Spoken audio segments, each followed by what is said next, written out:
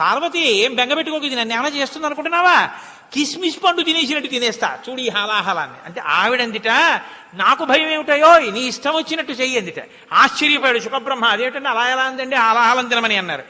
మింగిడివాడు విభుండని మిరింగిడిదియు గరళమనియు మేలుని ప్రజకున్ మృంగమని సర్వమంగళ మంగళసూత్రమునెంత మది నమ్మినదో అన్నారు. ఆ తల్లి మెడలో మంగళసూత్రం ఉంది, కామేశబద్ధ మాంగళ్య సూత్ర శోభిత కంధర. ఆయన మాంగళ్యం కడుతూ మాంగళ్యం తంతునాతేన మమ జీవన హేతున కంటే బధ్నామి శుభగే త్వం జీవ శరదాం శతం అన్నాడు.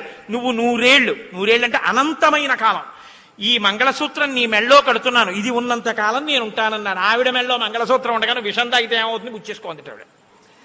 శంకరాచార్యుల వారు సౌందర్యలహరిలో ఒక అడుగు ముందుకేశారు. ఆయన అన్నారు, సుధామప్యాస్వాద్య ప్రతిభయచరా మృత్యుహరిణీం విపద్యంతే విశ్వే విదిశతమ కముఖాద్యాది విశద కరాళం యక్షేళం కబలతవత కాలకలనామ శంభో